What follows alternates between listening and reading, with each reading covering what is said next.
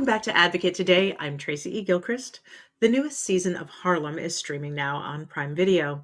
It follows four best friends in the Manhattan neighborhood of Harlem.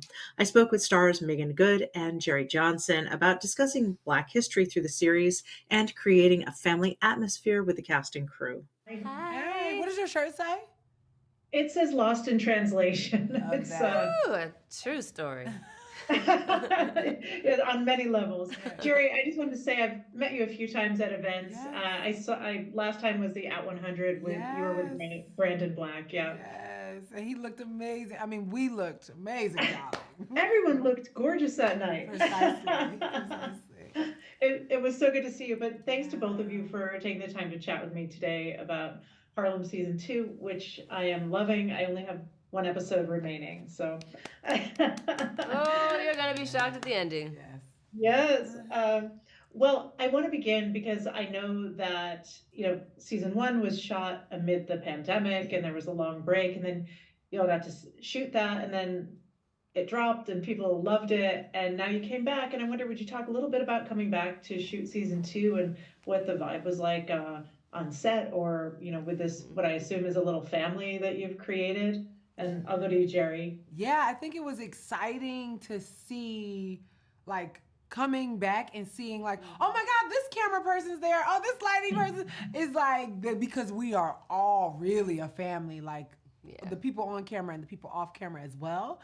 It was exciting coming back to a summer season, so we didn't have to like worry about the snow and the New York weather in that way, but also we got to explore summer fashions, which I was excited about because I feel like I don't really know how to dress in the summertime sometimes. Anyway, not the point. Same. Um, and I feel like it was exciting because it felt like the third time we were coming back to do the thing, even though it's the second season, but Right. because we stopped and came back. But it also, to me, was interesting because we didn't have any breaks or hiatus week. Right. So then doing a season that took a year and a half and then doing a season in 4 months was like, I was like, Ooh, that's a lot. yeah. And what was it like for you, Megan, coming back? Um, Pretty much everything that Jerry said. It was Yeah. nice to get back to the family and Yeah. people who I enjoy doing life with. And I think that a lot of times people miss, when you're working with someone from Monday through Friday, 12 hours a day, you are actually doing life with them. And so, for 4 months out of the year, I'm consistently doing life with them every day. And for me, it was fun to just get back into that atmosphere where we're all close all the time, to be even around the crew who I just love and adore so many of them. I mean, all of them, but have specific relationships with some of them. Same thing with the producers who are just like lovely and like cool people who like are real, like they're not just your boss, but like they're part of your community and part of like the friendship. And so for me, it was just like, I can't wait to get back to Camille. What the hell is she gonna be doing this year? And then also we're always like, "Go, so what's going on? So okay, so what happens with Ty?" You know what I'm saying? And then it's just Grace is like, "Okay, you guys are not gonna believe what Quinn is doing this time." So Yes. so it's just Love it. fun. Yeah. I love it. Well, thank you. And Jerry, I want to talk a little bit about Ty's past, catching up with Ty. And, part of that is because Ty is a queer woman who couldn't be out. And so it's really, kind of heavy in a way. I wonder, would you talk a little bit about playing this part where she's got to grapple with her past and kind of where she's headed? I think that's a lot for all the characters, but hers is specific in that way. Yeah, I think one, I have to say that since doing season one, I've met two different queer women, masculine performing queer women who are or was married. And it's interesting, like, just what people do when they feel like they have to do a thing or when it's a culture of a place or whatever. And sometimes I think because I'm from Philly and I've lived in LA, San Francisco, and New York, I can sometimes ignore things that are happening in all of those middle places, right? Because of just city life and just being in melting pots, being around people who move from them places but aren't of the places anymore. And so I think for Ty, it was important that that this thing be addressed and that this nuance be introduced, but also it cracks open her life. It cracks open the control that she thought she had, because she was able to live all of these years without her past coming up at all. And not only is her past coming up, but her past is coming up in a way that can jeopardize her future in a big way, and her company, which is the most important thing to her. Would you please talk about this ability that Camille has through her academia to share bits of Black history through her voiceover and in her classes?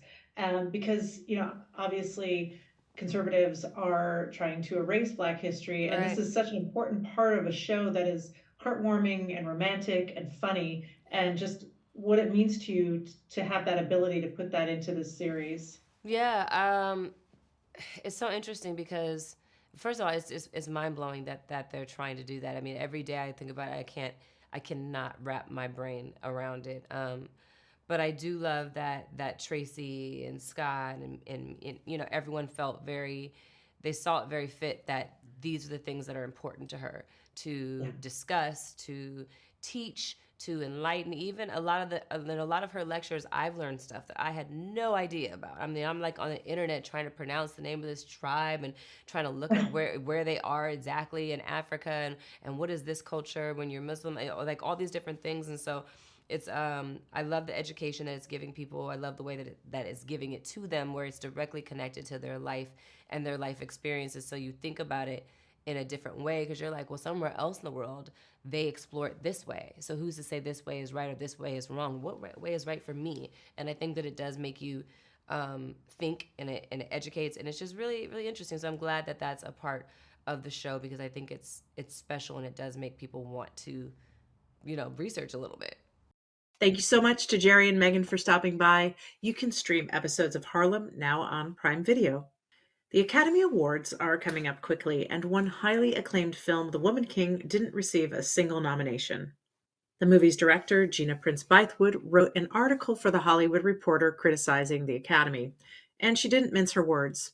She said the lack of nominations for her film is a reflection of where the Academy stands today, and says there is a consistent divide between Black excellence and recognition. She said she decided to voice her concerns on behalf of Black women who also had their work overlooked this year, and she believes staying silent means accepting what happened. Actress Michele is reflecting on drama from her past. In Interview magazine, the actress said over the past 2 years, she has reached out to some of her former Glee co-stars. In 2020, Samantha Marie Ware accused Michele of making her time on the show a, quote, living hell. Michele says the personal conversations she's had with her former co-stars have been, quote, incredibly healing and very eye-opening. Glee was a musical series on Fox from 2009 to 2015. Michele is currently starring in Broadway's Funny Girl revival. Candace Parker will make history at the upcoming NBA All-Star Game.